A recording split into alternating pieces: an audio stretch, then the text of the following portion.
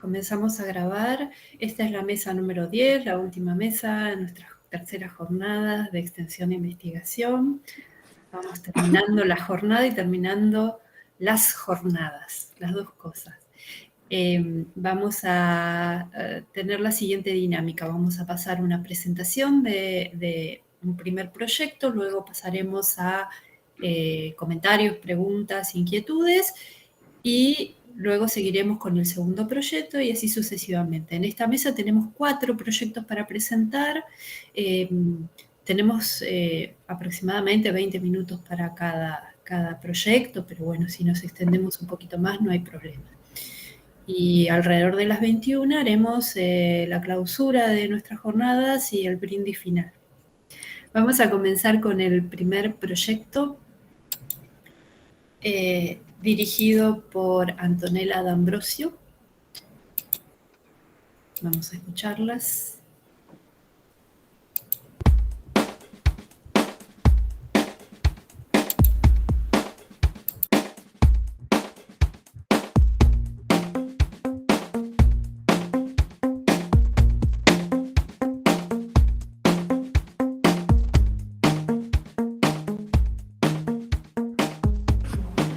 Bueno, nuestro proyecto de investigación se titula Géneros profesionales en la formación disciplinar, el caso de las carreras de comunicación en UNISAL, y es una línea de continuación de otro proyecto que presentamos en el año 2018 y trabajamos durante 2019 y 2020, que tenía como propósito principal, en primer lugar, generar un corpus de textos vinculados al área de la comunicación, y de acuerdo con eso armar propuestas pedagógicas que, digamos, justamente se inserten en lo que es la formación disciplinar de las carreras de nuestra universidad. El equipo está compuesto más o menos en la misma cantidad de medida entre profesores y alumnos de la carrera de comunicación, y recientemente decidimos denominarlo EGICOM, Estudio de Géneros de Comunicación. Por parte de los estudiantes participamos Romina Giuffre, Silvina Emery, Victoria Álvarez Fortunato, Ángeles Maslin y Evelyn Maciel, y entre los docentes se encuentran Luján Kammerer, Diego García, Agustina Arias, Macarena Junquera, Maite Laborde y Mauro Salvador. El tema surge de advertir un área de vacancia en lo que respecta a los géneros que se enseñan en las carreras de comunicación, a los géneros profesionales. Siguiendo los postulados por Parodi, que es un referente en el área, es importante en el abordaje y la enseñanza de distintos géneros, no solo académicos sino profesionales, contar con corpus ecológicos representativos y reales, y por eso nos propusimos la tarea de armar este corpus. La idea con este corpus, que todavía estamos en proceso de armar, en un principio pensamos que nos iba a llevar un poco menos de tiempo, pero bueno, es una tarea muy vasta y muy compleja. Los abordamos desde una perspectiva sociodiscursiva, ¿no?, que contempla distintos aspectos, lo que se llama también una perspectiva multinivel, que implica ver tanto cómo están construidos desde una perspectiva sociocultural, es decir, qué características tienen los hablantes que producen esos textos, en qué contexto, qué dominios, qué lenguas conocen, características sociolingüísticas también podríamos decir de los hablantes, aspectos discursivos que tienen que ver con cómo están construidos, cómo se organizan, qué cantidad de información tiene cada sección de un género específico, y también aspectos lingüístico-gramaticales que podríamos decir, o léxico-gramaticales, que tienen que ver con las elecciones vinculadas con el léxico que se elige, si hay terminología específica, el uso de préstamos, estructuras sintácticas particulares, que a fin de cuentas son esos rasgos más materiales los que nos permiten identificar un texto y diferenciarlo de otro. Solemos trabajar en diferentes equipos, pequeños equipos, que cada uno se encarga de investigar y analizar estos géneros que nos interesan y que nos proponemos a lo largo de las reuniones investigar y generar material.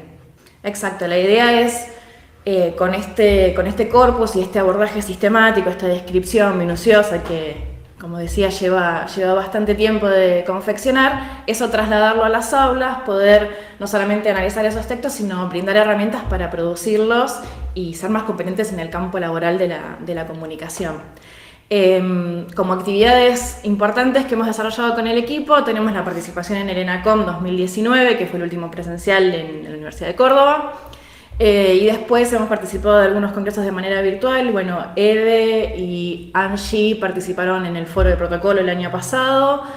Diego García participó del Congreso Hermes, que se hizo en España, también de manera virtual, lo hizo este año. Y bueno, hemos publicado artículos en algunas revistas y actualmente también estamos un poco en ese proceso. Estamos trabajando en artículos para presentar en ENACOM sobre clipping, podcast y la enseñanza de géneros audiovisuales en pandemia.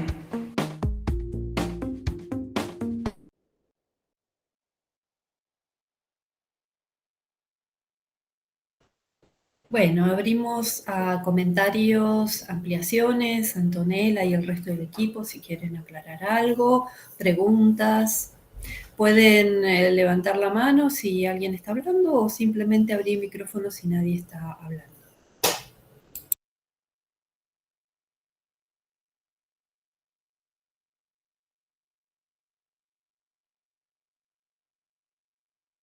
Yo iba a agregar nada más que nos tenemos que dedicar a la grabación de videos, parece que somos naturales. Hemos nacido para la actuación con Eve, un lujo, un lujo. No, simplemente como aclaración o comentario, ampliando un poco, creo que lo pudimos sintetizar bastante bien en el tiempo acotado del video, pero bueno, que para recalcar a lo que ya mencionamos, que el proyecto surge del mismo andar la carrera, un poco ayer cuando escuchaba a la doctora Weinerman en su conferencia cuando habló del objeto de estudio y bueno, que no es que viene la inspiración, así la musa y nos dice qué hacer. El proyecto surge de esa necesidad de decir, ¿hay una sistematización de los géneros? Sí, no, buscar, no hay. Listo, y eso surgió de la experiencia de los docentes, de los estudiantes, el tránsito por las experiencias de evaluación, y ya también el hecho de las incipientes prácticas profesionales que van haciendo los y las estudiantes, bueno, nos ponen en contacto con ese mundo laboral, que ya los profes lo conocen, pero que también los estudiantes van dándonos esa información y nos van contando cómo son estas trayectorias laborales y justamente qué géneros se producen. Y bueno, esto que yo decía que es una tarea compleja, es compleja porque también es medio interminable por la cantidad de géneros nuevos que siguen surgiendo y por si no son géneros nuevos, son géneros que ya existían, pero que se resignifican o se reconfiguran. Entonces también eso está bueno porque le da dinamismo, pero también obviamente vuelve ardua la tarea de sistematizar, por eso estamos trabajando mucho con el tema de los recortes. En esta segunda etapa del proyecto decidimos enfocar en los géneros que se producen en las carreras, como formas de evaluación de los distintos profes, como una manera también, aún así acotándolo, aún así siguen siendo un montón, así que bueno, ahí estamos intentando dar nuestro aporte también en géneros que son de carácter oral, que no son muy estudiados, no solo en la disciplina de la comunicación, sino también en todas las disciplinas en general, justamente la dificultad que implica por su complejidad, ¿no? Los géneros orales, el acceder a ellos, porque muchos géneros son muy privados, se producen en situaciones que por ahí son al interior de instituciones y son de difícil acceso. Eh, bueno, tenemos ahí mucho trabajo de reflexión teórica, mucho trabajo de decisiones metodológicas, que lo bueno que yo rescato siempre de nuestro equipo es que laburamos de manera muy horizontal, digamos, nos ponemos sobre la mesa a todos y bueno, a pensar qué hacemos con esto, cada uno trae sus ideas. Bueno, la pandemia nos sacó ahí la instancia de hacer mate por medio, tortas de por medio, que vuelve mucho más interesante el fluir del pensamiento y las ideas, pero bueno, yo quería agregar eso, nada más. No sé, chicas, si ustedes quieren agregar algo, sumen tranquilos. Pregunto, la tecnología tironea, ¿no? Un poco la creación de nuevos géneros profesionales, ¿no? No sé si eso se refleja, supongo que sí, en las carreras de comunicación de Unisal, porque bueno, es una universidad nueva, pero esto que nos está pasando desde hace poco más de un año, ha generado, o no, o me equivoco, pregunto desde mi desconocimiento, Anto, como hago siempre, siempre intervengo para desasnar. Pero está muy bien. Sí, por supuesto. En ese sentido es muy interesante lo que están trabajando, bueno, Maite, Laborde y Mauro, que mucha gente no llegó a ver si está, que lo va a poder explicar mejor que yo, que están trabajando justo también más allá de que obviamente ya se trabajaba con la cuestión audiovisual, cómo esa cuestión audiovisual pasa o se complejiza o se dificulta y qué características toma en pandemia, porque justo un espacio en el que se trabaja mucho en el campo, salir a la calle, filmar, bueno, hacer cosas, eso se complicó. Y después sí, en cuanto a la tecnología, nosotros tratamos de contemplar distintos aspectos, como decimos, bueno, otros géneros escritos y orales que exceden lo más tecnológico, pero sí, por supuesto, incide, avanza, por eso se vuelve tan dinámico y parece que vamos atrás corriendo los cambios. Sí, sí, incide muchísimo. Sí, y en línea con esto que está diciendo Anto, respondiendo un poco a la inquietud de, no sé cuál es, creo que sos Sandra, ¿no? ¿Verdad? Porque me salta Secretaría de Investigación, supongo que sos Sandra. Sin lugar a dudas que, a ver, todo lo que tiene que ver con el ecosistema digital condiciona muchísimo los géneros, ¿no es cierto? Digamos, adquieren características particulares que nosotros y nosotras, los que formamos parte de este equipo, no dejamos de lado. Tal vez en este momento no estamos poniendo el foco de lleno en géneros, digamos, específicamente tecnológicos, por llamarlo de alguna manera, pero sí, insisto con esto que dice Anto, de que por ahí lo que tiene que ver con las narrativas transmedia o los nuevos lenguajes audiovisuales que sí tienen un anclaje muy fuerte en lo digital, claramente abren un abanico de posibilidades y un horizonte digamos, de canales y de formatos que, bueno, hay que empezar a estudiarlos como mucho más a fondo, ¿no? Porque no hay tampoco demasiados antecedentes o demasiada bibliografía al respecto, con lo cual eso a nosotros nos abre un camino muy grande, ¿no? Por donde justamente nos queremos ir metiendo para empezar a hacer producción científica en este sentido, ¿no? Y explorar, como bien decía recién Anto, todo lo que tiene que ver con la oralidad, porque está demostrado que, digamos, históricamente se le ha dedicado mucha más importancia a el género escrito y lo oral pareciera ser que está como en un segundo escalón, ¿no? Y no es menos importante. Con lo cual, un poco la idea es tratar de ampliar la mirada en ese sentido y complementar el estudio con estos dos enfoques.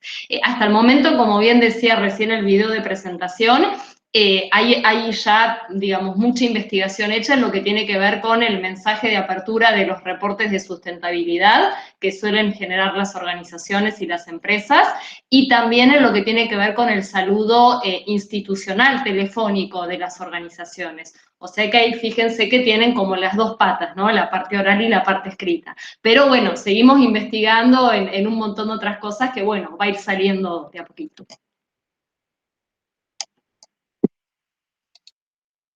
Mauro. Hola, ¿qué tal? Los saludo. Primero saludo a Anto, bueno, a las compañeras ahí del grupo. Yo me sumé este año, ahí nombró Anto el trabajo que estamos haciendo con Maite, que va un poco de lo que comentaba ella en cuestiones de audiovisuales. Sobre todo ahora empezamos con algo muy pequeño que es cómo enseñar audiovisuales en tiempos de pandemia y la cuestión de la práctica, algo que realmente nos dificultó también esto de, bueno, cuando un audiovisual tiene la cámara, va con los chicos, graba, puede hacer prácticas, digamos, de buscar personajes, los lugares, el ambiente, todas cuestiones que uno vemos cuando vemos cine, cuando vemos series, cuando vemos documentales, digo, esa sensación de estar ahí, pero bueno, en enseñanza audiovisual como que, nada, nos replanteó un montón de cuestiones, empezamos ahí cuando Antonella nos convocó, y nada, se ha abierto también ahora un interesante debate bueno, de género, que tomamos, cómo lo visualizamos, cómo lo analizamos, creo que nos puso en buena parte de esto justamente de las extensiones de repensarnos la práctica, digo, de repensarnos como en docencia, pero también en cómo lo utilizamos, Estamos también ahí generando algo cuantitativo que va a ser encuesta, después cualitativo analizarlo. Bueno, estamos ahí en ese trabajo y en ese andar. Así que nada, muy contento de participar, también de generar esto y como profesor creo que también del área, también de que podamos participar del espacio nos da esta posibilidad después en el aula, en las herramientas y también en lo profesional. Creo que algo con Maite coincidimos en que también como lo profesional después se desemboca en que la universidad pueda también ser un punto de anclaje real, después con lo que se pueden encontrar afuera, más allá de que las experiencias particulares van cambiando según situaciones, ¿no? Pero bueno, eso es algo que también que nos preocupa, nos ocupa también de pensarlo, y nada, creo que la Unisal en eso también está como en esa línea de pensar, digo, las pasantías, los lugares de recorrido de los chicos, las chicas, así que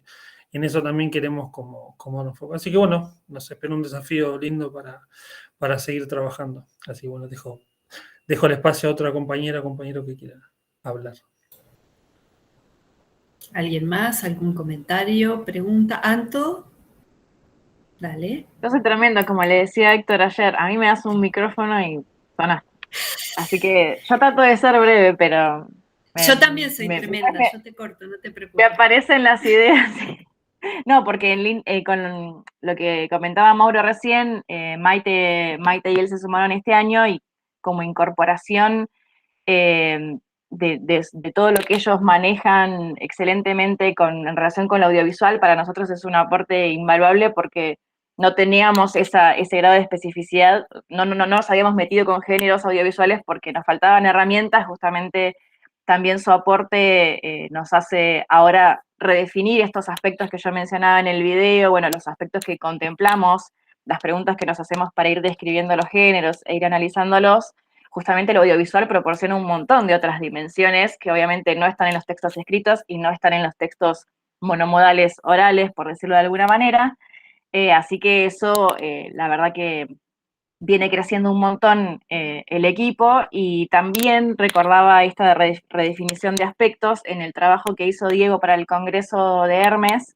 Nos pusimos a pensar, él analizó la cuestión de vocería oficial en situación de crisis, tomando específicamente eso como un macrogénero y analizando lo que pasó con España y Argentina cuando se anunció la pandemia, las medidas de aislamiento y demás. Nos dimos cuenta que también habíamos dejado en el camino cuestiones de lo que es comunicación no verbal, que no lo teníamos contemplado como un aspecto a analizar, y todo eso habría también otro universo enorme, y hay géneros claramente en lo que eso es muy importante de considerar, así que también estamos reelaborando esa ficha de análisis con anexos y más preguntas, pero bueno, esto es lo que va en la línea de lo que decía el dinamismo también, y de ir sistematizando cada vez más, tener una herramienta más sólida de análisis de los géneros específicos de nuestras carreras, ¿no? de comunicación. Sí, perdón, ahí sumo esto, creo que también es válido eso, lo pensamos con Maite, digo que nos parecía como este ejercicio de nunca cerrar puertas, o digo esto, a veces uno como en las categorías de análisis o en las categorías de herramientas de utilización es como decir, bueno, esto es lo fijo, y nada, nos pareció como en esto del audiovisual que es al revés, como es siempre hay que decir, bueno, esto es por ahora, sí, y más con lo digital. Ahí sale una pregunta de lo tecnológico. Bueno, es lo mismo el audiovisual para streaming, para esto que estamos haciendo justamente. Ahora lo podemos catalogar como una situación, digamos, de Meet como audiovisual, sí.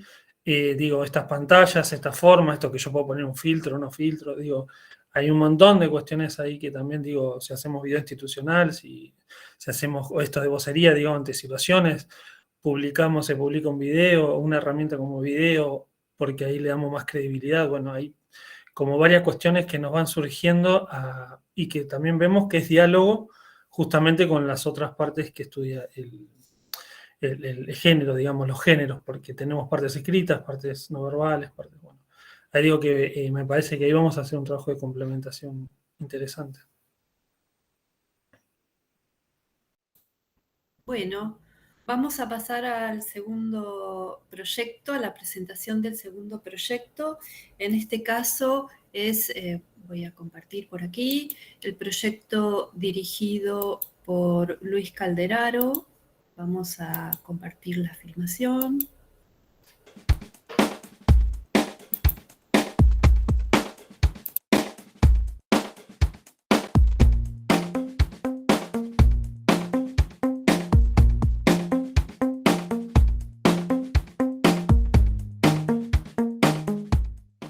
Bueno, vamos a presentar el proyecto Desafíos de la enseñanza del derecho. Es un proyecto que estamos trabajando distintos profesores de la Facultad de Abogacía de UNISAL. El director del proyecto es Luis Calderaro y los otros profesores que están trabajando son el abogado Emanuel Brini, el otro abogado que me acompaña acá, Pedro Rolando, Laura Profili y yo, que soy Paula Molini, que también soy abogada. Somos todos, como dije, profesores de la carrera de abogacía y fue aprobado el 4 de marzo de este año. Con respecto a la génesis del proyecto, en el año 2019 con Emanuel Brini habíamos trabajado un proyecto también sobre enseñanza del derecho y cuando el año pasado los chicos nos convocaron a reunirnos por este trabajo que estaban ellos haciendo, vimos que teníamos muchas coincidencias, fundamentalmente que todos los proyectos iban en relación a lo que era la concepción del derecho y cómo eso después se transmite en la enseñanza. Entonces, de esos dos proyectos terminó saliendo un proyecto que fue el presentado y aprobado. Otra cosa que también nos parece importante mencionar, que estuvimos hablando con nuestros compañeros, es el desafío que supone para nosotros la investigación, porque en nuestra formación de base no estamos capacitados o no tenemos práctica en esta temática. Por lo que, además de un desafío, es toda una responsabilidad y nos estamos formando. Este año todos hicimos un curso sobre investigación jurídica, porque a la par de desarrollar nuestra investigación, también necesitamos herramientas teóricas para seguir trabajando en este tema. Continuando con lo que estaba indicando recién Paula, con relación al estadio actual, de alguna manera, la investigación y a la forma en la cual la vamos avanzando o vamos moviendo, por decirlo de alguna manera, el proceso, realizamos reuniones con cierta periodicidad. En un comienzo cada un mes, también los hemos hecho cada 15 días o cada 3 semanas, porque la idea es de alguna forma impulsar el proyecto de esa manera. Nos ha dado resultados, nos ha surgido o nos ha generado buenos resultados tener esta periodicidad en el desarrollo de las reuniones para tener mejores avances y también por una cuestión de estructura. Generalmente cuando concluye una reunión nos vamos repartiendo tareas o cuestiones que cada uno tiene que ir desarrollando y bueno, saber cuándo es el próximo encuentro nos ha facilitado de alguna manera organizarnos individualmente en la producción de todas las cuestiones que después vamos a ir analizando.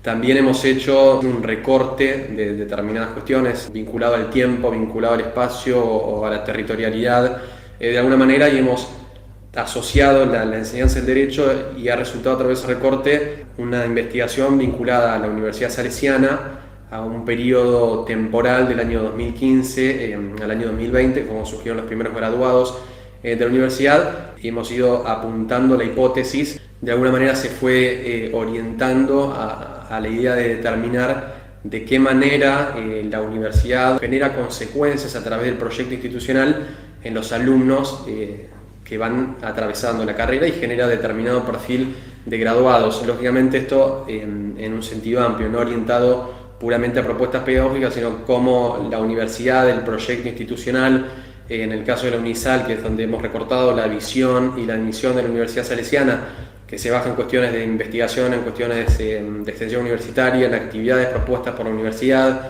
en los docentes, en el contacto con los alumnos, bueno, como todas estas cuestiones de alguna manera generan un cierto perfil profesional, entendemos nosotros, con una mirada humanitaria, comunitaria, con una mirada social, si se quiere decir en cierta forma. Actualmente también, y una vez que ya estamos delineando esta cuestión vinculada a la hipótesis, esto nos facilita también ver qué herramientas metodológicas van a ser apropiadas esta cuestión y para este recorte que hemos hecho. Entonces, en esa instancia nos encontramos actualmente y la idea es orientar las cuestiones más bien cualitativas que cuantitativas, si bien lógicamente confluirán las dos. La idea es ir por un lado más cualitativo, desarrollar encuestas y bueno, todo lo que iremos en estas próximas reuniones ya de alguna manera especificando. Y bueno, la perspectiva lógicamente es seguir avanzando, terminar de desarrollar la hipótesis que ya hemos empezado a generar a través de este recorte que hemos hecho, a determinar cuáles son las herramientas metodológicas que se van a adecuar a esta hipótesis y avanzar en ese sentido, y resaltando siempre la importancia de que como estamos en un estadio prematuro, por decirlo de alguna manera, también nos interesa la convocatoria y hacer foco también en la convocatoria a otros miembros en la investigación. Uno tal vez piensa que una vez que ya se inició no se puede incorporar nadie, pero la realidad es que sí se pueden incorporar miembros, entonces nos interesa también que ingresen a la investigación alumnos que estén transitando la carrera, también graduados, que tal vez después de las jornadas tengan un poco más de conocimiento. Entonces, también estamos en esa instancia de convocar y abrir las puertas para que se sumen a la investigación.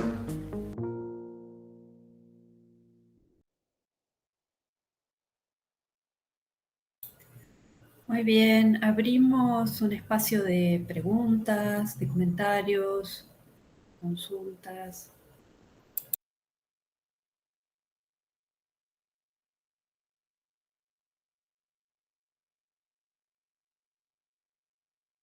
Seguimos la misma modalidad, si nadie está hablando pueden abrir micrófono directamente y si no, levantan la mano o dejan un comentario en el chat.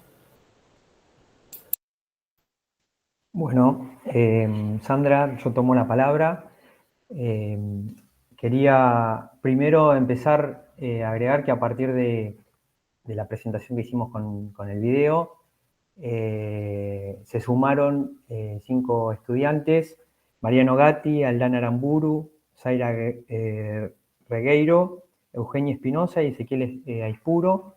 Son 5 estudiantes que ya están integrando también este proyecto que estamos transitando. Y bueno, también a partir de ese video también hemos podido desarrollar la hipótesis, que es algo que queremos brevemente ir compartiendo. El recorte, bueno, temático es el impacto de la implementación de la carrera de abogacía en la Universidad Salesiana para la vida jurídica y comunitaria.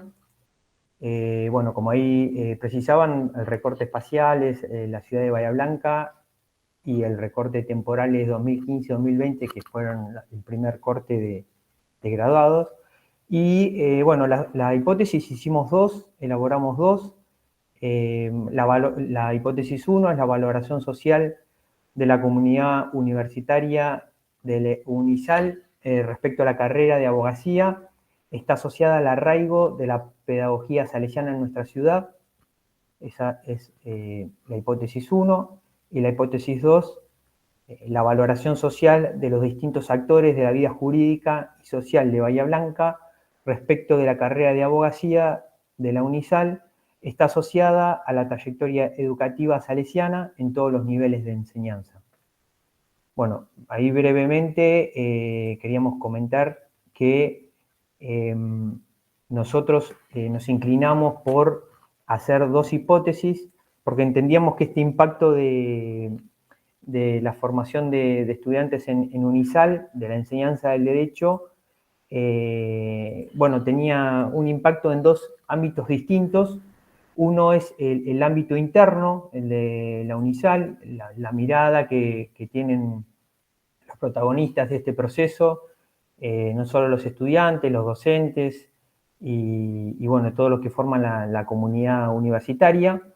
Y después, por otro lado, veíamos que había un impacto también con respecto a la sociedad, en los ámbitos, particularmente en los ámbitos laborales, en donde tienen relación los docentes de la universidad, los estudiantes y los graduados.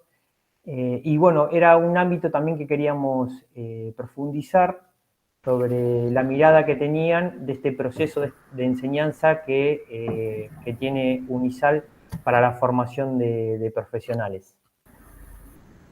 Básicamente ahí nosotros con este proyecto, una de las cuestiones que queremos individualizar es este modelo particular de enseñanza que tiene la universidad, que nosotros, los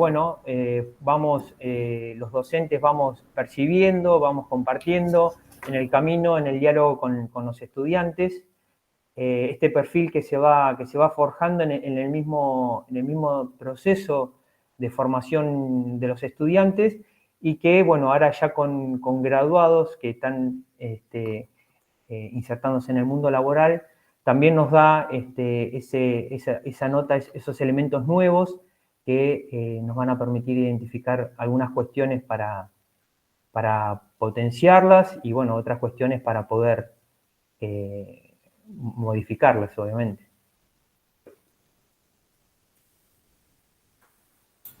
Buenísimo. Bien. ¿Alguien más? ¿Comentarios o preguntas? Bueno, siempre digo yo, ¿no? La investigación es un camino, así que si hacer el video y verlo y repensar va todo de la mano porque es eso, es ese camino que se va haciendo al andar. Sí, de hecho, por ahí para agregar también algunas cosas, de hecho, se ve por ahí algunos avances que ha habido desde el momento en el que hicimos el video, como decía Manuel recién, con la incorporación de alumnos y también en el devenir y del proceso de la investigación, que el proceso es reciente. Comenzamos este año, también hemos ido haciendo todo ese recorte. De alguna manera surgió por analizar o ver, bueno, qué particularidades tiene la enseñanza en la Universidad Salesiana y cómo atraviesa de alguna manera a los alumnos, cómo atraviesa a los alumnos la universidad, o la visión de la universidad, o todo lo que la universidad engloba. Y a partir de eso, ¿qué perfil de alumnos estamos generando en la carrera de abogacía en la Universidad Salesiana? A partir no solo de la cuestión puramente pedagógica y de programa, sino de todo lo que la universidad engloba y de todo lo que de alguna manera atraviesa a los alumnos cuando transitan la carrera. Y a raíz de eso, a la hora de sentarnos y por ahí empezar a pensar un poco las hipótesis de cómo lo íbamos a plasmar para avanzar después con la parte más empírica, si se quiere, surgieron un poco en la charla también con Luli, que es el director, estas dos hipótesis que comentaba recién Emanuel, que una está más bien orientada a puertas adentro y otra un poco puertas afuera.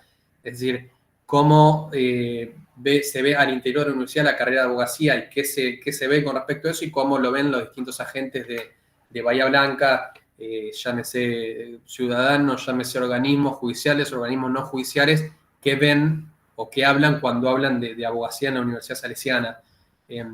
Generamos esas dos hipótesis y la instancia ahora es a seguir profundizando en la parte metodológica, cuantitativa, cualitativa, por ahí más cuantitativa, después hay análisis el marco teórico ya lo hemos hecho, obviamente, para no investigar sobre lo que ya está investigado, pero bueno, profundizar en toda esa parte metodológica para empezar a generar la parte más empírica y analizarlo y a poco ir viendo resultados. Pero bueno, hoy nos encontramos en esa etapa, a través de muchas charlas, hemos ido delineando un poco las hipótesis y nos han permitido por ahí avanzar un pasito más y empezar a avanzar con la parte más empírica y destacando lo importante de que se hayan sumado alumnos y siempre estas jornadas son una buena instancia para todos aquellos que no estén en el proyecto y que están acá escuchando, que les interese convocar, porque siempre está bueno que se sumen cabezas nuevas, que se sumen pensamientos nuevos, criterios nuevos,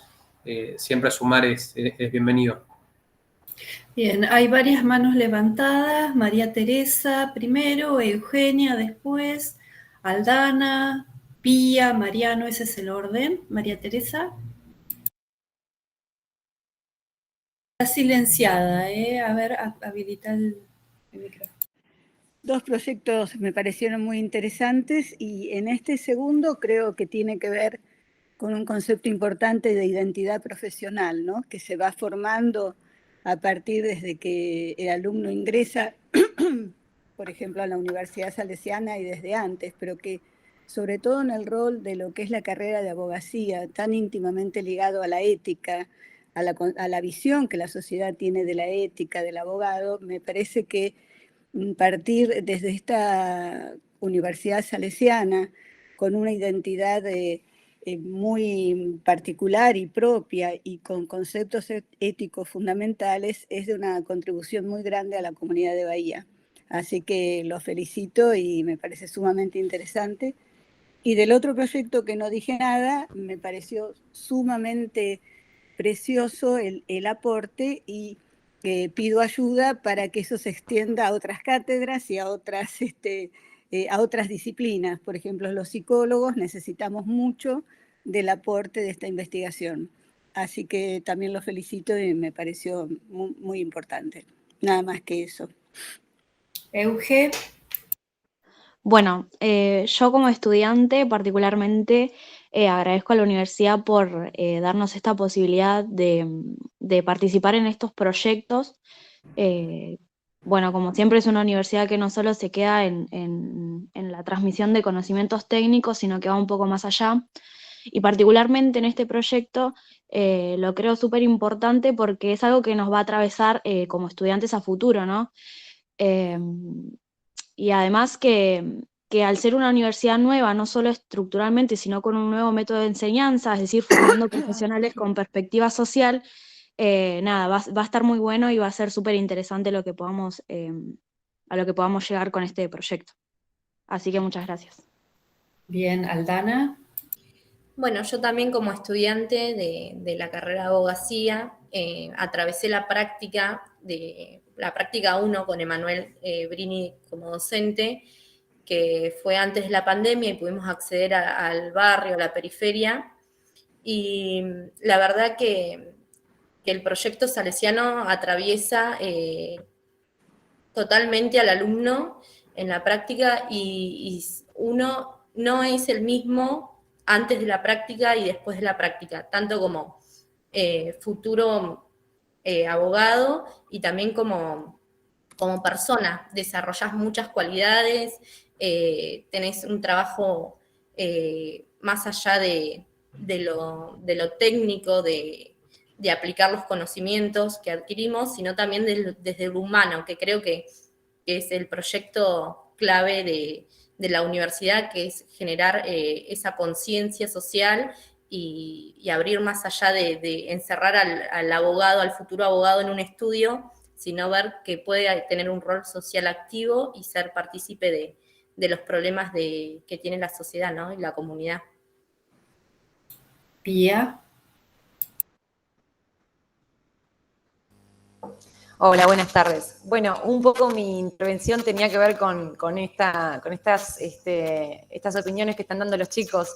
Lo que yo iba a preguntar tenía que ver con eso. Me iba a dirigir a ellos a preguntarles qué es lo que los había motivado a unirse al proyecto, a unirse a la investigación y sobre todo a este proyecto de cómo se enseña Derecho y de cómo se enseña Derecho en la Salesiana.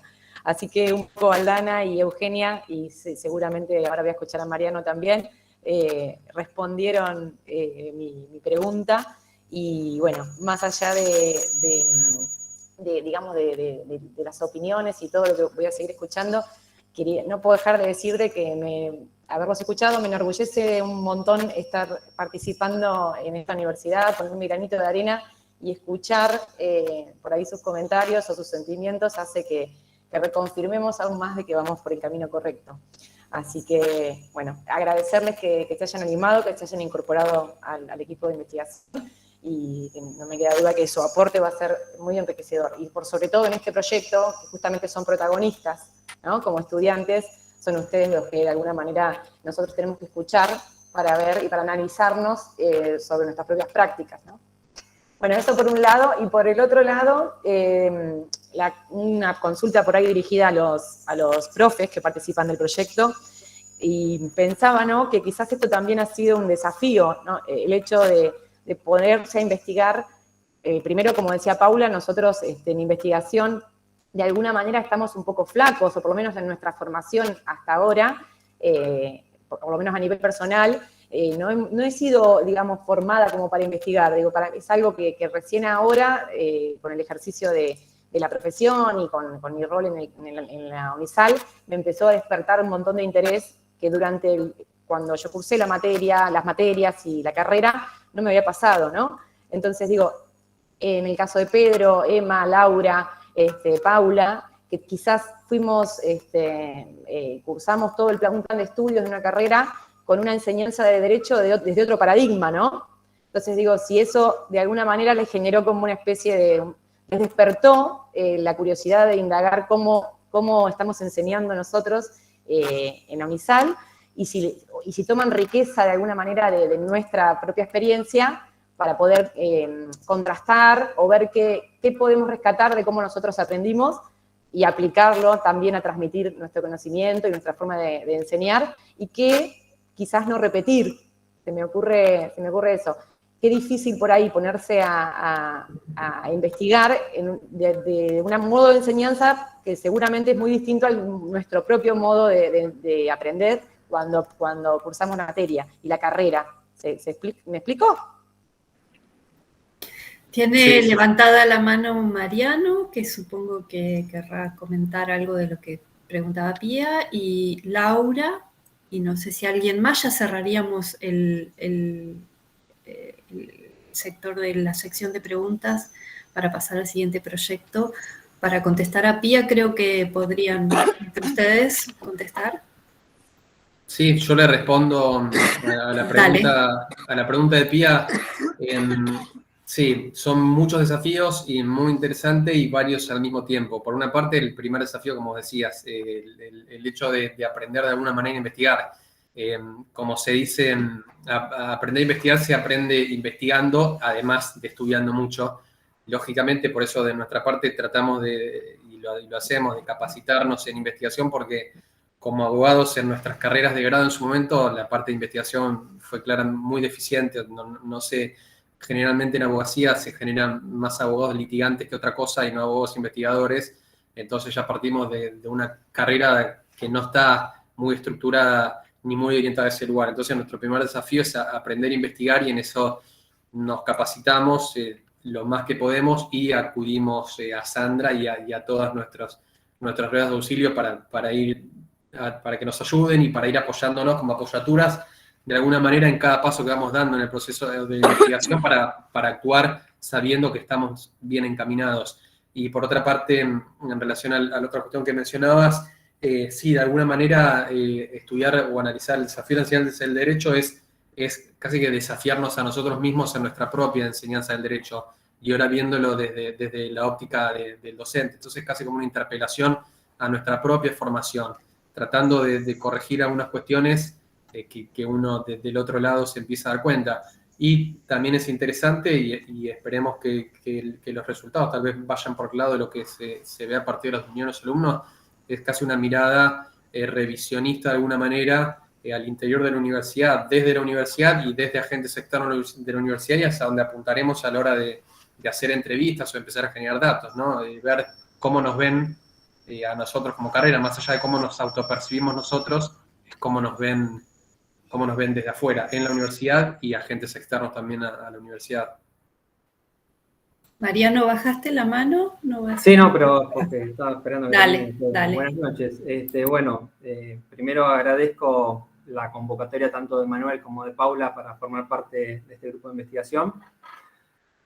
Quería, dejar asentado que la verdad todo lo que es, yo ya estoy próximamente a recibirme, la formación, cómo te cambia la formación como profesional desde lo social, cómo te abre la cabeza, un enfoque y la valoración que se le da a todo lo social, a la persona, es fundamental. Es por eso que no dudé en ningún momento cuando me convocaron en ser parte. Y como decía Pía, que dijo en un momento, y yo quiero agregarle algo, es romper el paradigma de enseñanza tradicional en el derecho para poder formar abogados que sean estudiantes y futuros abogados que estén más involucrados socialmente. Y nada, no tengo más agradecer, y siempre también resaltar acá en UNISAL todo el vínculo que se generó con los profesores en todos los años, Lástima estos 2 años de pandemia, que cortó esa relación alumno-profesor en el aula, pero bueno,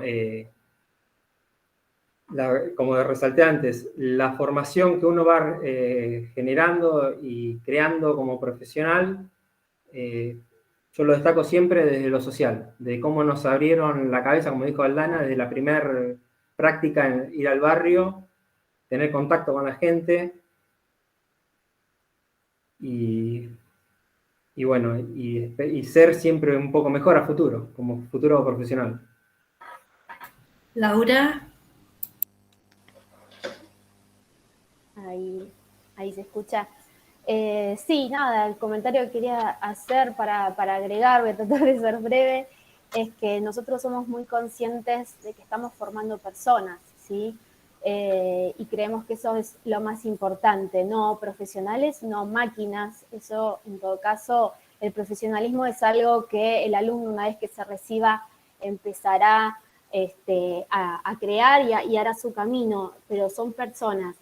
La verdad es que a mí la parte humana que siempre manejó Unisal, y que ese siempre fue el mensaje cuando ingresé como docente, me parecía excelente, una bomba, y el hecho de cuando yo también en su momento decidí dedicarme a la docencia tenía que ver con esto de poder ser el profesor que me hubiese gustado tener.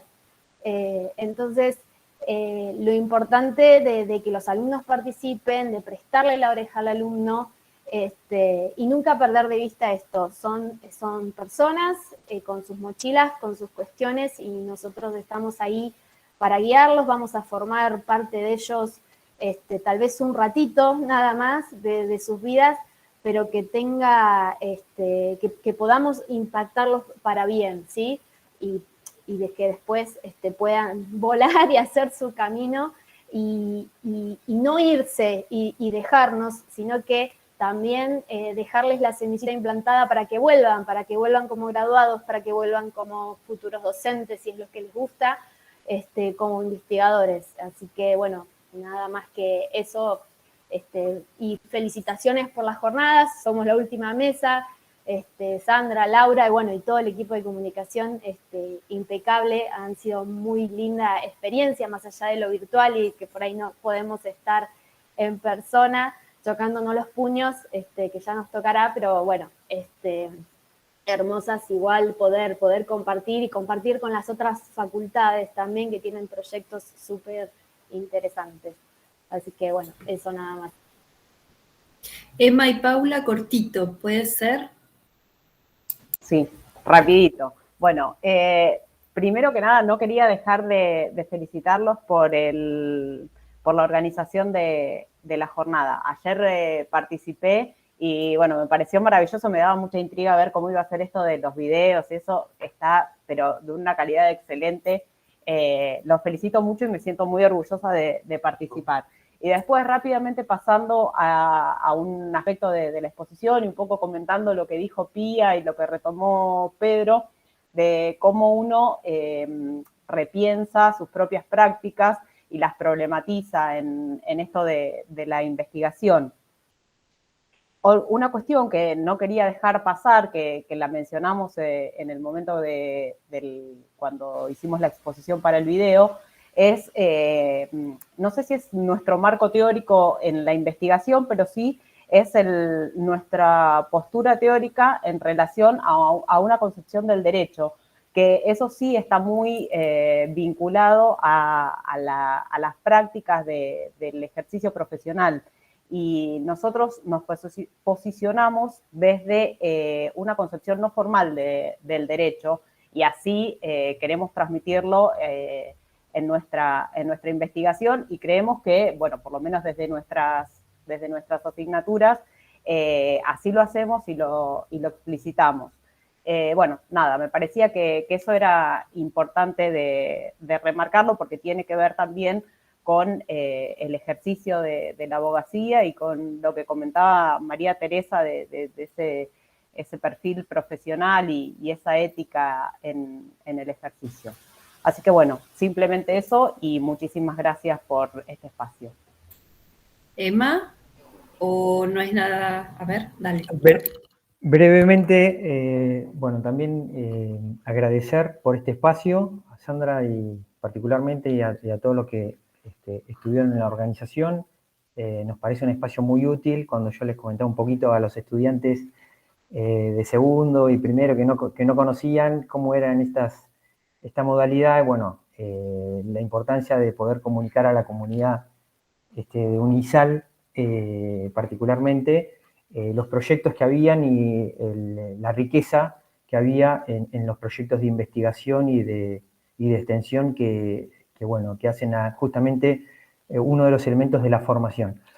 Y bueno, particularmente quería retomar algunas cuestiones que habían salido. Me parece que nosotros en el proyecto, una de las cuestiones que queremos identificar, que queremos profundizar, para, digamos, que quede registrado de alguna forma, es este modelo de educación que tiene la UNISAL en la formación de abogados, vinculado con la misión y la visión institucional, esta pedagogía salesiana, esta mirada humanista, y que nosotros en la investigación y particularmente en la formación hacemos hincapié en las necesidades, en las dificultades que hay en el acceso a la justicia y la necesidad de los sectores más vulnerables.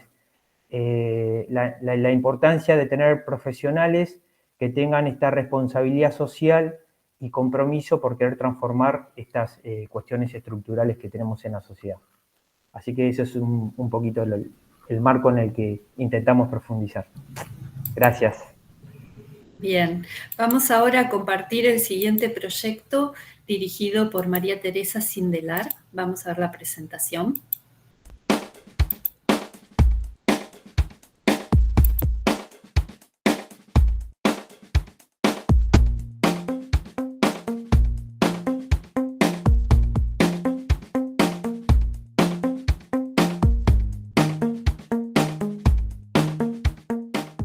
Bueno, buenos días. Esta es una investigación binacional del cual forma parte la UNISAL por la parte argentina y la Fundación Emily Fennikel, y dos instituciones de neuropsiquiatría de Italia, una institución de la Toscana y otra institución allá se llama de neuropsiquiatría infantil de Cerdeña, específicamente de Sassari y de Puerto Torres.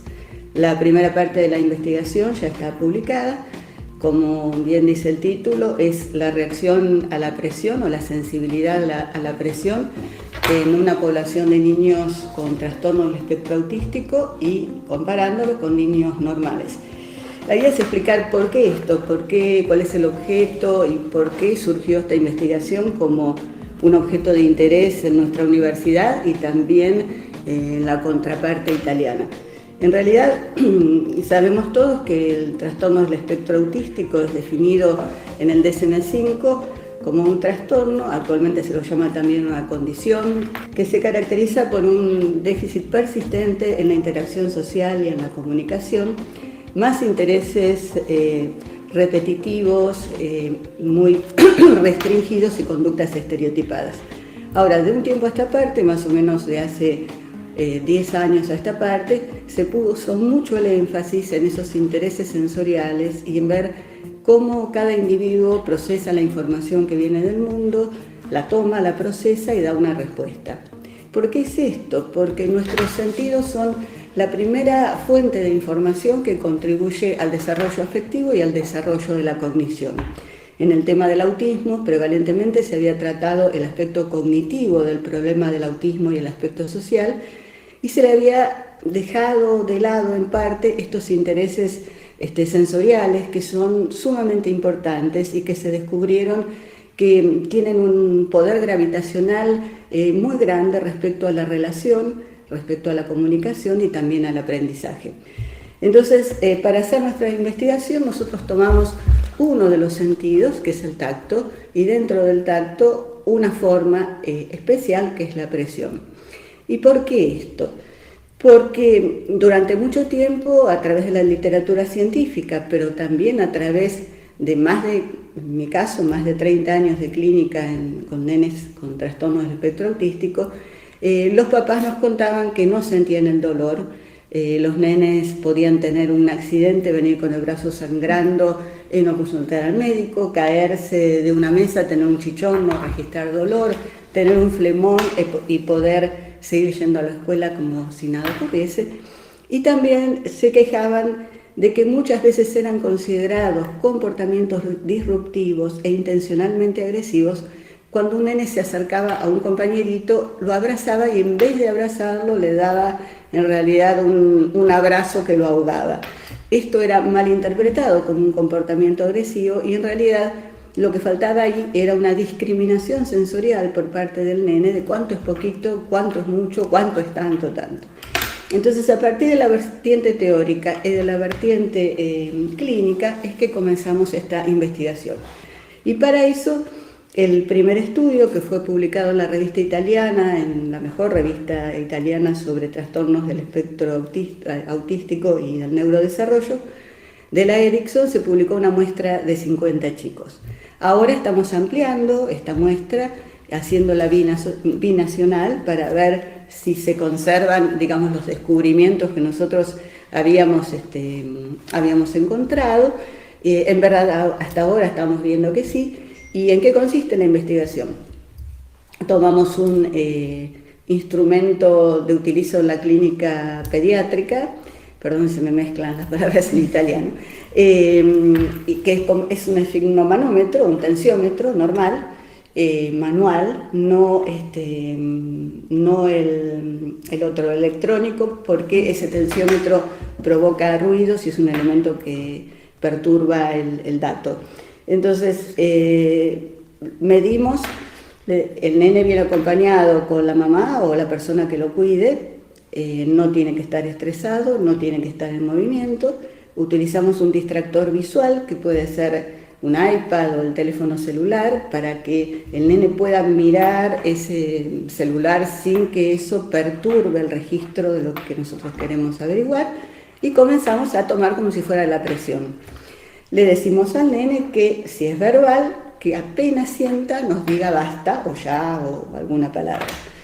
Existe un protocolo para nenes no verbales, que es si el nene está mirando, por ejemplo, el celular y nosotros vemos que el nene mira, levanta el brazo, se lo quiere quitar o hace algún signo corporal que signifique que sintió, ese es el valor que tomamos.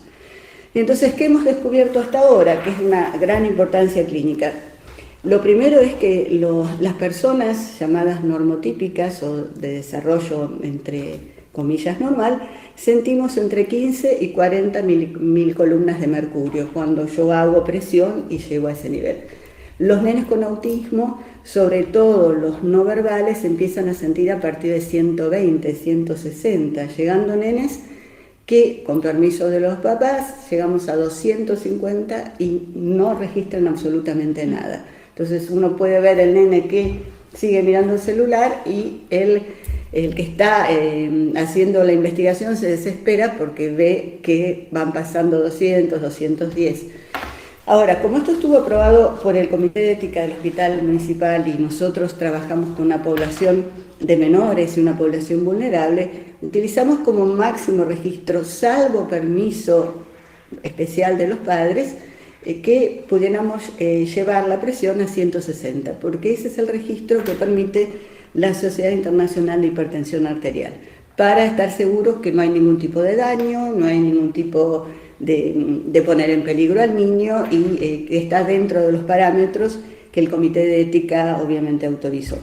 Quizás vos, Abigail, podés contar la experiencia, porque este grupo está formado por alumnos de la UNISAL, sí. Y con la contrapartida italiana, digamos. Claro, ¿no? Sí, bueno, en realidad esto surge en plena pandemia 2020. La verdad que cuando nos llegó a nuestra comisión, éramos al principio muchos y nada, divino, y era como algo nuevo, porque nosotros aprendíamos todo por internet, era tener a Teresa atrás de un Zoom explicando qué teníamos que hacer, nosotros con el tensiómetro, nuestra mamá diciendo ya sintió, no sintió, entiendo, no entiendo, y la verdad que el practicar claramente fue una parte bastante innovadora atrás de Zoom. Hubiera estado bueno que sea presencial, pero bueno, por razones de público de conocimiento sabemos que no. Después, cuando pudimos comenzar a tener contactos con familias, con nenes para tomarles la presión y los datos, era otra realidad, digamos, porque uno a veces piensa, sí, bueno, autismo, sí, hay niños con autismo, o en mi escuela había, pero bueno, sí, ¿qué es entonces? Porque vos le preguntás y te dicen características generales, no te mira, o no habla con vos, o no registra lo que pasa. Bueno, sí, es más allá de eso, porque esas son características de niños con autismo. Y después era una realidad, es conocer vida y historia y experiencia, y la verdad que es divino. Trabajar con estos niños te enseñan muchas cosas. Estamos con la ilusión de que nos permitan poder hacer alguna intervención escolar con todos los protocolos. Al inicio fue comprender a qué se llama hoy en día los trastornos del espectro autista, cómo eran, ver muchísimos videos, cómo se caracterizaban, y también los chicos de la UNISAL participaron de dos conferencias que yo di en la Universidad Católica de La Plata, largas, o sea, de 2 horas y media, 3, y después de un webinar ítalo-argentino donde hablábamos del registro del cuerpo y el compromiso del cuerpo en los trastornos del espectro autista. Y es un proyecto sumamente enriquecedor donde se aprende un montón.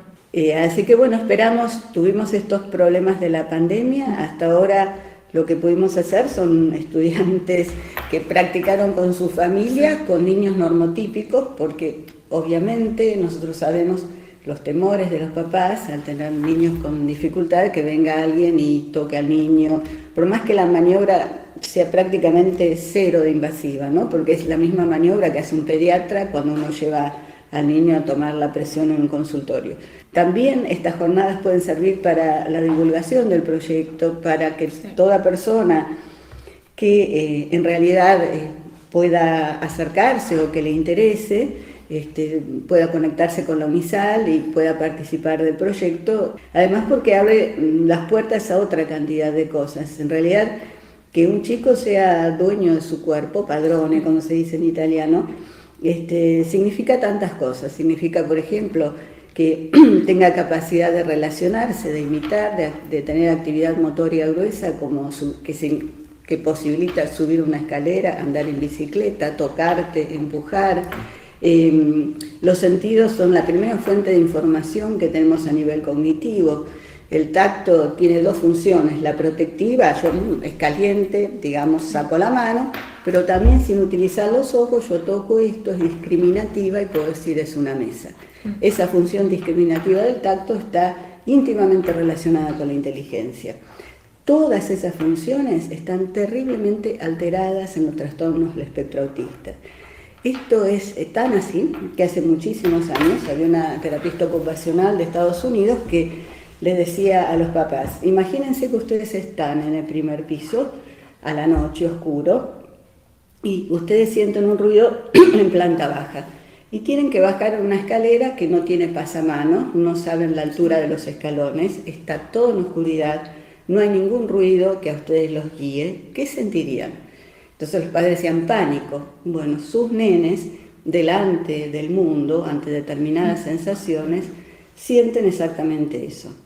Sí. Entonces, la importancia de los sentidos es lo que estábamos conversando y aprendiendo juntos, y también aprendiendo con nuestras propias experiencias.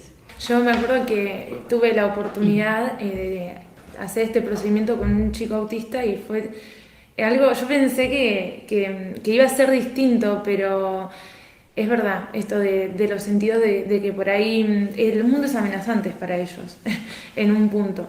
Y este proyecto está bueno también para la información, que no es solamente que el nene no conecta la mirada, sino que realmente el mundo les es amenazante y no lo pueden controlar, porque justamente no tienen control de su cuerpo y de lo que perciben. Por otra parte, esto se deriva en instrumentos muy precisos y técnicos que también tienen que ver con aportes a la escuela. Por ejemplo, los nenes que tienen lo que llaman hiperreactividad táctil auditiva, que no se dejan tocar, pero que tampoco se dejan cortar las uñas o el pelo y empiezan a gritar. En general la hiperactividad táctil se combina con la auditiva, es la forma más frecuente de aparición. Entonces un ruido de la cafetera, un ruido de una máquina, no sé, de lustrar el piso, al nene le provoca una sensibilidad que lo altera y se desencadena una cantidad de comportamientos disruptivos. Si un maestro sabe eso, puede poner al nene en un lugar más silencioso, no obligarlo a estar en la mesa del comedor en medio de los otros nenes. No exponerlo, y entonces el nene conserva lo que se llama hoy en día los mecanismos de autorregulación. Esos mecanismos de autorregulación que están presentes en todos nosotros se pierden con muchísima facilidad en los trastornos del espectro autista. Entonces, si a mí me molesta, no sé, la etiqueta de la remera y vivo pensando en eso, yo no puedo atender. Y si a mí los ruidos me hacen tan mal que me aturden, en realidad me voy a esconder abajo de la mesa. Y la atención, que es una función psicológica muy importante, donde yo tomo información del mundo, la proceso, no la tengo que mezclar con otra información y tengo que dar una respuesta, se ve fundamentalmente alterada cuando mis sentidos funcionan de esta forma perturbada. Otra cosa que por ahí necesitamos decir, cómo es la muestra, los criterios de exclusión, ¿cierto? Y que vos expliques a Abigail esto, que el nene tiene que estar en reposo. Sí, bueno, retomando un poco lo que dice María Teresa, nosotros a la hora de hacer el procedimiento de la evaluación contamos con un tensiómetro. Y primero lo que hacemos es que el niño tiene que estar en un reposo absoluto, y si hizo, no sé, actividad física previo a hacer la muestra, tenemos que esperar al menos unos 15 minutos justamente para que el cuerpo no esté en alerta y el dato no se vea contaminado. Lo que hacemos es poner el brazalete primero alrededor del brazo izquierdo, luego lo colocamos en el brazo derecho, después pasamos al muslo izquierdo y luego al derecho. Una vez que colocamos el tensiómetro en el brazo, en el muslo, comenzamos a hacer una insuflación, sería inflar el tensiómetro, y estamos atentos a sus expresiones, porque, a ver, hay dos tipos de reacción, la verbal y la no verbal. La verbal es decir, bueno, ya siento, o listo, o es suficiente, pero la no verbal tenemos que estar muy atentos, porque si mueve el brazo, si lo mira, si tiende a sacarse el tensiómetro, o se mueve, o se quiere ir, es indicador de que está sintiendo. Y si nosotros no damos cuenta de eso y seguimos inflando, ya el dato se ve perturbado. Bueno, ese sería el procedimiento, y también que el niño tiene que estar acompañado con sus padres o cualquier otro tutor, también para que sienta un poco de tranquilidad, no se sienta invasivo, no se sienta incómodo. Y es cierto que para esto armamos un protocolo, el grupo de investigación, un protocolo con criterios de exclusión claramente, y quienes están excluidos del test son niños con epilepsia, niños con trastornos genéticos. Sí, y claro, y trastornos psiquiátricos, porque están medicados y por ahí eso influye en el dato. Tenemos algunos criterios de exclusión. Que significa la muestra es de niños entre 3 y 14 años. Sí, están los dos grupos separados. Está el grupo de control, que sean los neurotípicos, y el grupo con niños que tienen trastorno de espectro autista.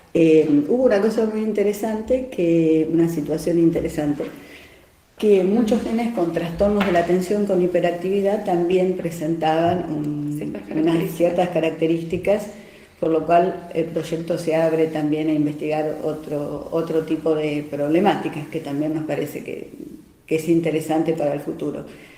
Pero en realidad lo que nosotros queríamos dejar como mensaje, porque esta es una investigación que puede aportar un instrumento simple que aún un pediatra puede registrar en una visita pediátrica, y si ve que el niño no responde a la sensibilidad de la presión ante determinados valores, orientarlo directamente a algún profesional especializado. No significa que tenga autismo, esto no es un diagnóstico, estos son lo que se llaman registros para hacer early detectors o algún detector precoz que ayude a una consulta precoz.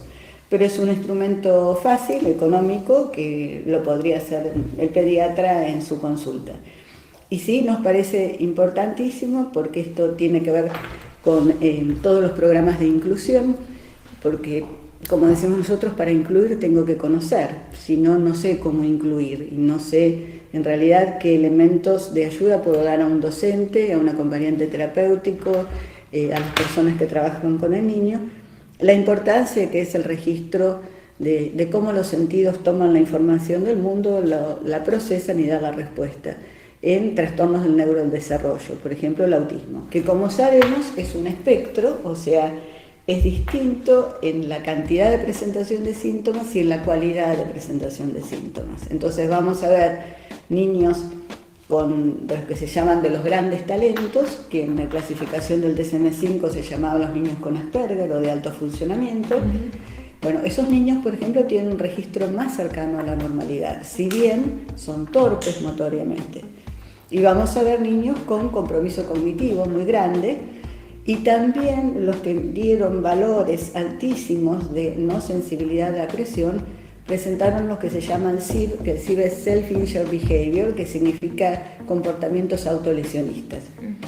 Otra cosa importante es que en la primera investigación, todavía en esta no alcanzamos, hicimos un correlato con estos valores con los puntajes del Sensory Profile de Winnie Dan, que es una prueba estandarizada, estadística, y el TGDM2, que es una prueba de proficiency motora, y una correlación muy grande entre los valores altos, o sea, los chicos que no sentían su cuerpo, correspondía a un perfil de niños que se llama de poca responsividad, underreactive, poca reactividad, y que tenían graves dificultades motoras. Todo esto, además, ¿para qué significa? Significa porque la secuenciación, lo que se llama la planificación motora, el poder hacia un objetivo, no perderme, es en realidad un componente motor y cognitivo al mismo tiempo. Un nene que no sabe secuenciar de forma motora no va a poder hacer operaciones matemáticas sin problemas, porque esto implica una secuenciación, un antes y un después, colocar determinadas posiciones, ciertos conceptos, que el niño los desarrolla de forma normal a partir de lo motor, cuando es muy chiquitito. Así que bueno, esperamos que seguir adelante, que las condiciones de la pandemia nos permitan seguir trabajando.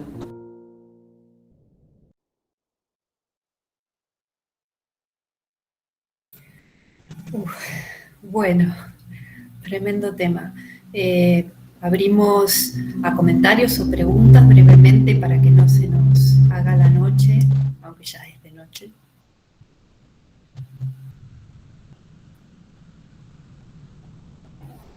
Eugenia, ¿tenías la mano levantada de antes, puede ser? Bueno, Marianela. ¿Qué tal? ¿Cómo les va? Buenas noches a todos y todas. Le quería preguntar a María Teresa y a las chicas que componen el grupo. Bueno, estos datos me encontraron interesantes para seguir investigando con respecto a los chicos con trastorno, digamos, trastorno de la atención sin hiperactividad. En un momento mencionaste, Teresa, la posibilidad de seguir investigando, de incluir esto en la investigación. ¿Están considerando formar otro proyecto con relación a esto o están pensando en incorporar estos datos a la investigación actual? A ver. Sí, por ahí podríamos pensar en otro proyecto porque en realidad pasaron cosas muy interesantes. Pasó el trastorno de atención con hiperactividad y también nos pasó en la primera muestra que nenes llamados normotípicos, que le hicimos con alumnos de colegios de Puerto Rico, y nos daban un puntaje más alto, puntajes raros. Uno llamaba a la maestra y le decía, este chico, ¿cómo está para leer y para escribir? Y en realidad nos encontramos que tenía problemas. Entonces, cada vez más vimos la importancia que significa ser dueño del cuerpo y tener una conciencia corporal para poder aprender, no solo en los trastornos del neurodesarrollo como el autismo. Así que sí, Marianela, ojalá podamos hacer otro proyecto que sería sumamente interesante. A partir de acá se abren un montón de perspectivas, porque en realidad también por toda una posición cognitivista. Y yo creo que en esto, fundamentalmente, bueno, yo también tengo identidad salesiana después de tantos años de trabajar juntos, ¿no? Antes de irme del país. La posición cognitivista respecto al ser humano y respecto al desarrollo dejó de lado lo que Merleau-Ponty decía del cuerpo como vehículo de ser en el mundo. Y la posibilidad y los conceptos modernos, ¿no? Que de mente encarnada, donde en realidad es una unidad. Y eso tuvo muchas consecuencias también en lo pedagógico. Y uno ve que los nenes juegan menos, por ejemplo. Y yo me he encontrado en congresos por ahí internacionales de autismo, donde lo traes hablando con una de las personalidades del autismo, que es el director del Karolinska Institute, y él me decía que se disminuyó la cantidad de tiempo que nos miramos, ¿no? Por el tema de las tablets, y se disminuyó la cantidad de juego. Y los nenes son menos creativos.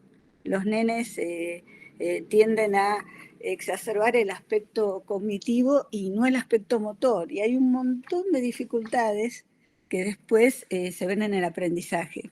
Así que ojalá pudiéramos hacer otro proyecto. Nos embromó la pandemia porque, bueno, ya Héctor nos ayudó, muchísimos nos ayudaron, pero es difícil obtener permiso para ir a instituciones y a escuelas con estas condiciones. Natalia. Hola, ¿qué tal? Buenas noches. Bueno, no, quería agregar a eso que dijo recién Teresa, que la verdad que sería muy interesante poder quizás el año que viene, con otro panorama, poder ir a las escuelas, a las instituciones, que es donde realmente uno se lleva como lo más enriquecedor, ¿no? Porque lamentablemente este proyecto, como bien dijo Abigail antes, surgió en este contexto. Y la verdad que fue muy difícil el tema del muestreo y demás, porque más allá del contacto que pueda establecer uno, los padres por ahí eran medios reticentes y demás, entonces por ahí estaría bueno que se le dé una continuidad porque es muy interesante y además, como bien dijo Teresa, es algo dentro de todo sencillo de llevar a cabo porque no es una cuestión que lleve tanto presupuesto y demás, sino más bien moverse un poco, y está bueno, creo que como estudiantes tengamos la posibilidad, así que bueno, muchas gracias y gracias a todos por darnos la posibilidad. ¿Algún otro comentario, pregunta? Pasamos al siguiente proyecto. Nada más que responder a Natalia. Y no, gracias a ustedes porque es un orgullo para nosotros que estén trabajando así, de esta manera y con este nivel y esta calidad. Así que el agradecimiento es nuestro. Nada más, un abrazo grande a María Teresa y a todo el equipo que sé que han trabajado muchísimo y la verdad que nos llena de entusiasmo que sean parte de la UNISAL. Carmela, ¿querés decir algo? Carmela. Sí, ¿qué tal? Yo quería comentar un poco lo que estaban hablando Teresa y Nati, que es esto de que se nos dificultó bastante con el tema de la pandemia y en el tema de la muestra de chicos con autismo se nos dificultó por nosotros mismas buscar gente nenes que tengan autismo. Entonces como estaría bastante bueno seguir con el proyecto porque propone cosas muy interesantes, muy importantes, que es poder detectar de manera temprana a estos nenes y poder ayudarlos, y que estaría muy bueno como impulsar la ayuda de que se busquen chicos con autismo desde la uni o lugares donde los padres tengan más aceptado esto. Así nosotros podemos, o bueno, quien esté en el próximo proyecto que salga, que puedan hacerlo realmente. Buenísimo. Bueno, vamos ahora a presentar un proyecto más. Vamos a presentar el proyecto dirigido por Karina Rodríguez y codirigido por Gustavo Gazzaneo. Vamos a compartir la presentación.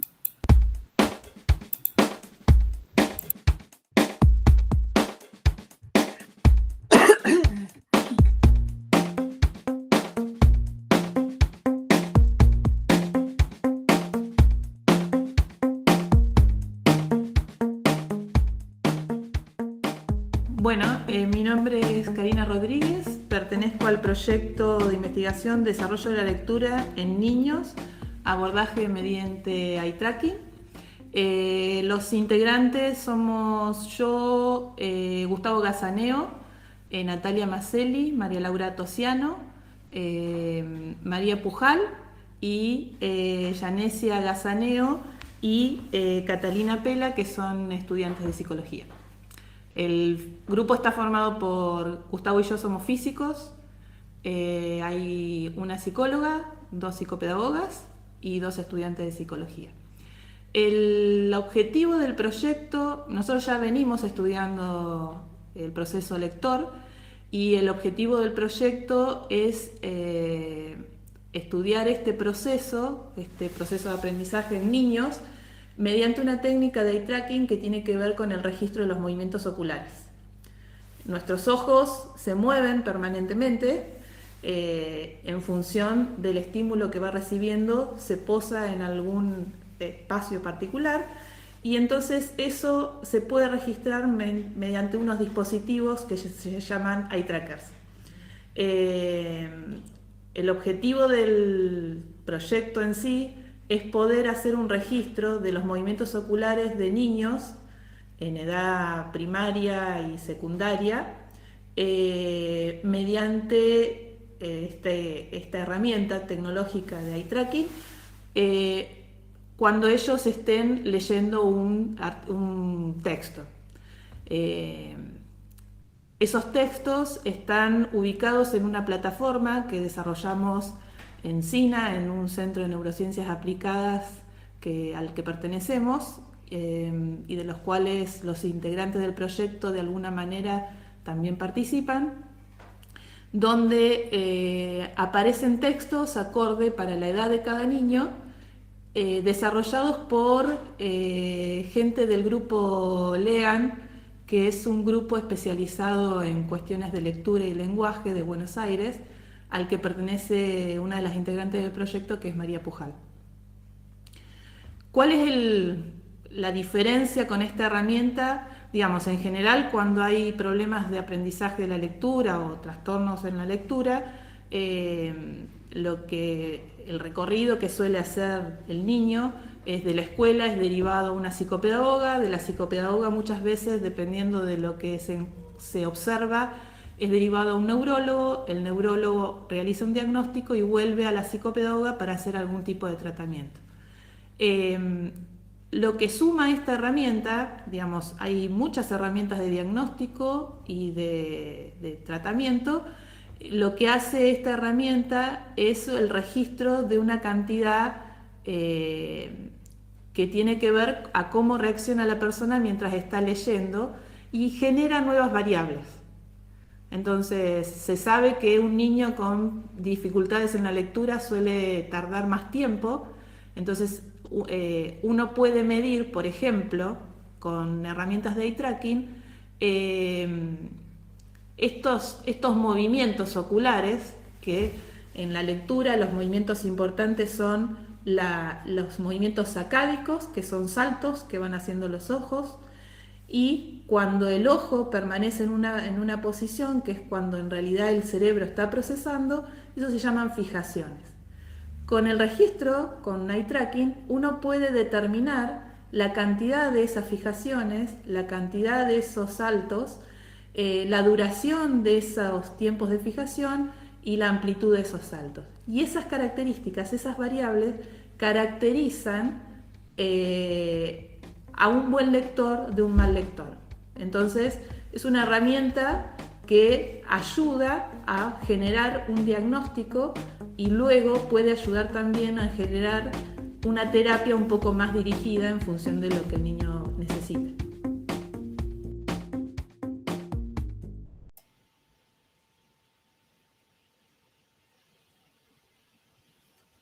Bien, abrimos un espacio para comentarios, preguntas. Un video cortito, o sea que era tarde, sabíamos que íbamos a estar último. Entonces, Ay, Gustavo, sí. Se te escucha más o menos, ¿eh? No sé si tienes un problema con tu sonido. Puede que no tenga el micrófono. Yo no sé si a mí me ven, pero porque no me veo. Te escuchamos, Karina. ¿Me escuchas? Bueno. Bueno, un comentario que quería hacer era que efectivamente nosotros ya venimos trabajando en el proceso lector desde diferentes ámbitos, que el proyecto como principal eje lo que iba a hacer era que pudiéramos ingresar, al igual que otros proyectos, en instituciones escolares para poder hacer una medición. Uno de los objetivos es poder, estas nuevas variables que uno puede definir, como puede ser dónde mira el sujeto y durante cuánto tiempo está en cada uno de estos puntos que generan su atención, poder hacer una especie de baremos de estas nuevas variables. Entonces, la idea era poder ingresar a colegios y utilizando justamente los textos que nosotros ya tenemos cargados en nuestra plataforma, que fueron realizados por una persona miembro del grupo LE, que hay textos desde niños de primer grado hasta adultos. El objetivo era justamente poder hacer mediciones en todo el rango de edades para poder caracterizar el proceso lector con estas nuevas variables. Nosotros ya venimos haciendo estudios con grupos de niños neurotípicos y niños disléxicos, y también utilizamos estas pruebas en nuestro centro para evaluar el proceso de lector de los niños que nos derivan algunos neurólogos. Un poco la idea, perdona Karina, te interrumpo, un poco Sí, la sí. idea y algo que habíamos estado barajando, pero nuevamente, bueno, todo el mundo sabe, el año pasado fue complejo. El objetivo era, por ejemplo, medir en el Don Bosco, en el que en la secundaria hay del orden de 1000 y pico chicos, en la primaria más o menos lo mismo, y entonces era tener una muestra muy amplia de todas las edades, y entonces definir un proceso evolutivo, es decir, entender y analizar completamente el proceso evolutivo del aprendizaje de la lectura y su evolución desde la incorporación llana, digamos, hasta el que una persona se convierta en un lector fluido, si es que uno puede definir un lector fluido como un alumno que termina la secundaria, cosa que también es discutible. Entonces, de algún modo lo que queríamos hacer era generar estándares a lo largo de todo el proceso evolutivo y desviaciones con variables vinculadas a eye tracking que son sumamente cuantitativas.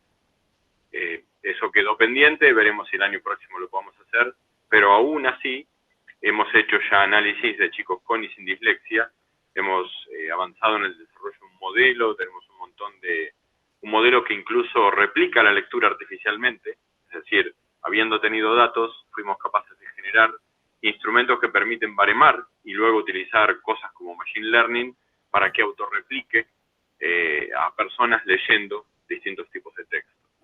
Eso es parte del proyecto que estamos llevando adelante con Karina.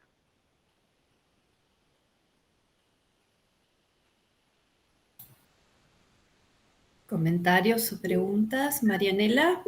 No, solamente un comentario, más que nada para los que por ahí no están en el área. El eye tracker o las herramientas de investigación a partir del eye tracking es una herramienta de avanzada, de innovación. A partir de investigaciones con esta herramienta se han podido detectar indicadores precoces, por ejemplo, de la enfermedad de Alzheimer. Que podemos tener en la universidad una investigación de estas características, realmente nos pone en un muy buen lugar. Así que también le agradezco, como en su momento a María Teresa, tanto a Gustavo como a Karina, la posibilidad de poder trabajar en este tipo de investigaciones. Y algo a destacar de esta herramienta es que es completamente, no es para nada invasiva, o sea, lo único que hay que hacer es ubicar al sujeto frente al estímulo y el dispositivo lo que hace es grabar y registrar el movimiento de los ojos mientras realiza la tarea que uno le asigna. Entonces eso hace posible que sea trabajar con niños con diferentes situaciones y con diferentes edades. Sí, de hecho, por ejemplo, solo modo de detalle, ¿no? Y para informar de alguna manera. Uno de los aparatos que tenemos, uno de los eye trackers que tenemos, permite detectar no solamente los movimientos oculares, sino también el tamaño de pupila y además el ritmo cardíaco de la persona. Son variables que se alteran cuando alguien está o ansioso o nervioso, sometido a distintas actividades cognitivas. Y por otro lado también, no lo hemos implementado aún, pero estamos trabajando en uno de los proyectos en usar cámaras infrarrojas para detectar la temperatura del rostro, sí, que también tiene un correlato con cuestiones como la ansiedad o el compromiso cognitivo que las personas tengan. Es decir, son varias cosas que uno puede utilizar altamente no invasivas, porque la verdad que la persona ni siquiera se entera de que hay algo detectando sus movimientos y registra una cantidad importante de variables cuantitativas y fisiológicamente cuantitativas, ¿no? Que correlacionan con lo cognitivo de una manera muy directa. No solo no es invasivo, sino que tiene la ventaja que no necesariamente con la lectura, pero sí también evaluamos atención y hemos desarrollado.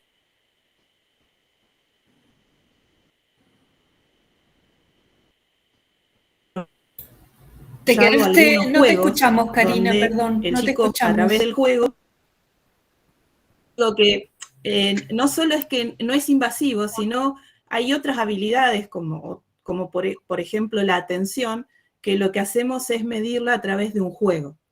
En este caso, por ejemplo, es un juego que el chico le van apareciendo globitos con distintos tamaños, con distintas velocidades, y el chico con sus ojos lo que tiene que hacer es hacerlos explotar. Entonces uno puede hacer un registro no solo de la lectura, sino de muchas otras habilidades, sin que el chico de alguna manera se dé cuenta, si se quiere, en algunos casos.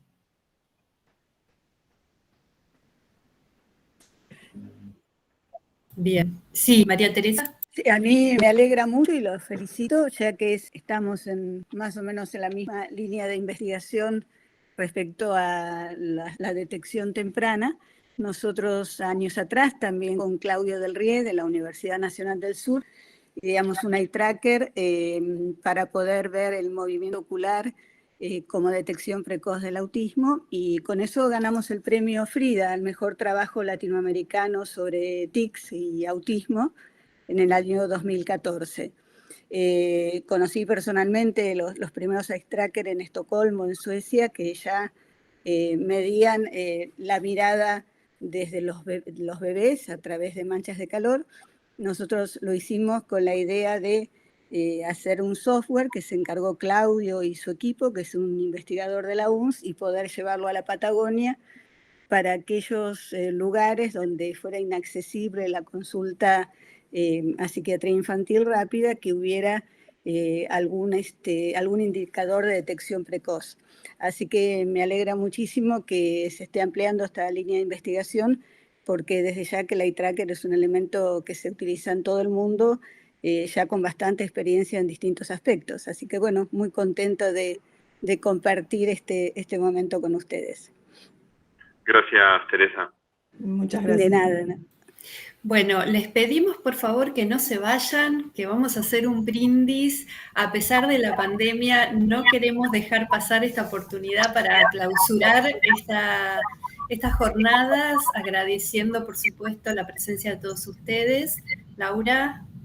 Sí, la verdad que muy interesante todos los trabajos, gracias a los ponentes por todo el esfuerzo, por toda la dedicación, a los que nos han visitado en esta mesa y participado, y también un gracias enorme a todos los asistentes a las otras 9 mesas, a los conferencistas, a todo el trabajo del equipo de comunicación y al acompañamiento institucional que hemos tenido en todo momento, desde los decanos, los directores, los profesores, los alumnos, para la organización de estas terceras jornadas de extensión e investigación.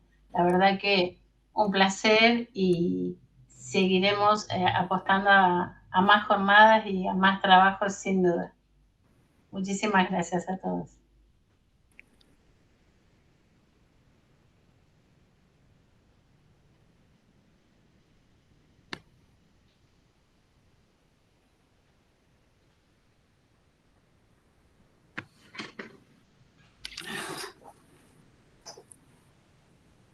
El brindis tiene una consigna: hacer una propuesta, plantear un desafío o describir un horizonte deseable relacionado con la educación superior salesiana. Para hacer un cierre por parte de cada uno. Así que damos unos minutos para que se preparen algo para brindar si lo desean. Y a la vuelta compartimos esta consigna, el que quiere, el que desee. Vamos a pedirles sí que silencien sus micrófonos y si quieren apaguen sus cámaras mientras van a buscar algo para brindar. Sí les decimos también, por favor, que suban el volumen. Vamos a compartir con ustedes, bueno, les compartimos recién esta consigna como para que se vayan pensando mientras buscan la copa, y también les vamos a compartir a continuación, como no podía ser de otra manera, algo de música. Disfruten y dentro de 3 minutitos, que es lo que dura el video, nos encontramos para compartir esto que hayan pensado.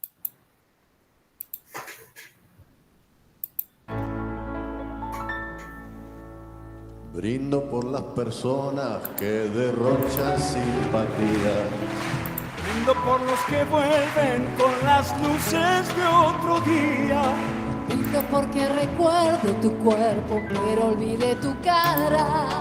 Brindo por lo que tuve, porque ya no tengo nada. Brindo por lo que tuve, porque ya no tengo nada. Brindo por el momento en que tú y yo conocimos. Por los corazones que se han roto en el camino. Brindo por el recuerdo y también brindo por el olvido. Brindo porque esta noche un amigo paga el vino. Brindo porque esta noche un amigo paga el vino.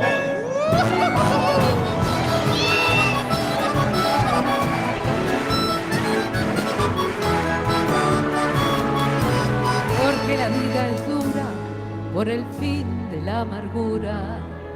Brindo porque me olvido los motivos, porque brindo. Brindo por lo que sea que caiga hoy en el vaso. Brindo por la victoria, por el empate y por el fracaso. Brindo por la victoria, por el empate y por el fracaso. Por las canciones que van tocando la orquesta. Caiga quien caiga, brindo porque el alma está de fiesta.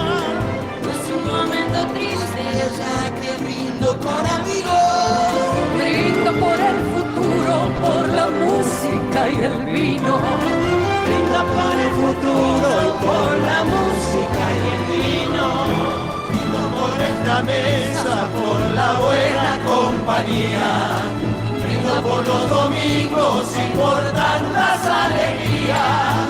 Brindo por los acordes que han reunido estos amigos. Siempre que estemos juntos, que en la mesa haya un buen vino. Siempre que estemos juntos, que en la mesa haya un buen vino.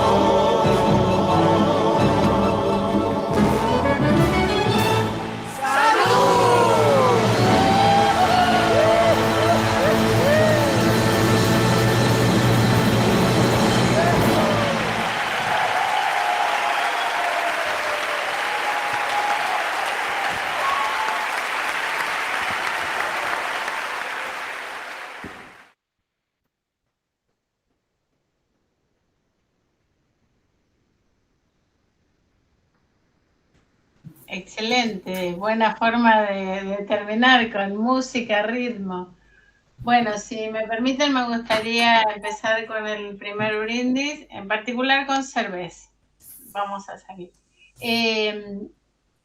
Desearía hacer referencia a una gran propuesta y desafío a su vez, que podamos concretar a la brevedad la presencia de nuestros yacus en Bahía Blanca y que avancemos para que se convierta en un organizador regional que permita seguir afianzando la misión, la visión, los valores y la identidad de UNISAL, trabajando por aquellos que más lo necesitan. Yo sigo, para dejar ya el espacio, propongo el desafío de que al investigar nunca se nos pierda de vista el presente, nuestro tiempo, nuestro contexto, nuestros problemas, el aquí y ahora en el que investigamos.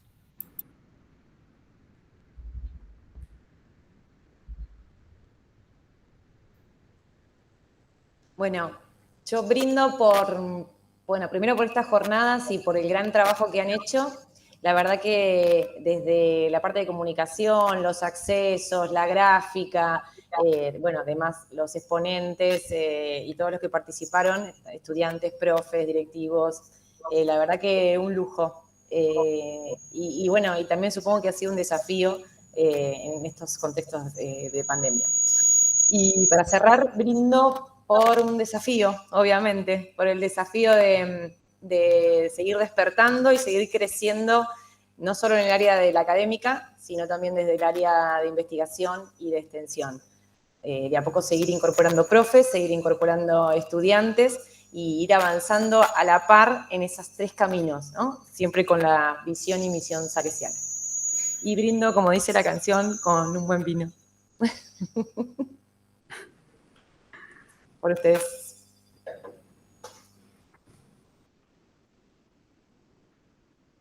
Bueno, yo brindo por estas jornadas que fueron excelentes de nivel y excelentes de participación, y por el desafío de seguir construyendo un pensamiento científico al servicio de la comunidad, que nunca nos olvidemos de eso. El saber de la universidad, si no está enraizado y al servicio de la comunidad, es un saber vacío. Por eso brindo y es un desafío.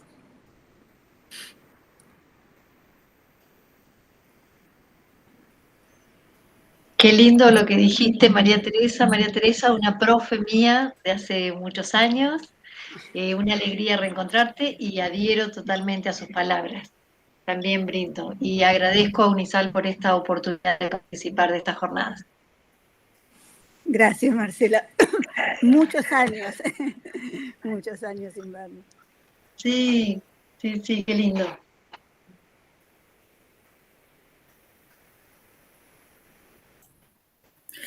Que podamos ser universidad en la que todos tengan un lugar, sobre todo aquellos pibes y pibas con menos posibilidades, y que la investigación, la extensión y la docencia sean oportunidades para todos y todas.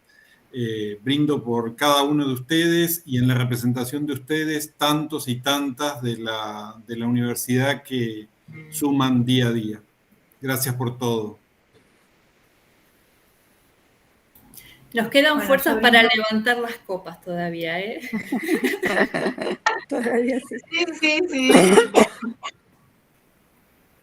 Bueno, yo brindo en nombre de la Facultad de Psicología, brindo para que sigamos creciendo, brindo para que tengamos el valor de tomar decisiones sin miedo, porque son los miedos los que nos ponen techos y no nos permiten levantar vuelo. Así que brindo por eso.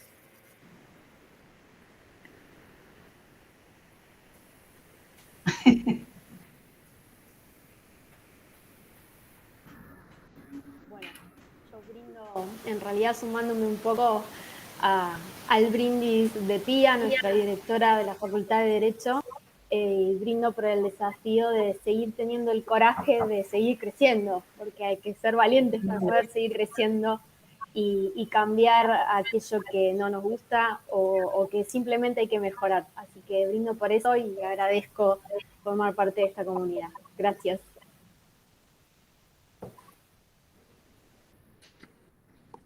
Bueno, salud. Salud. Chin, chin.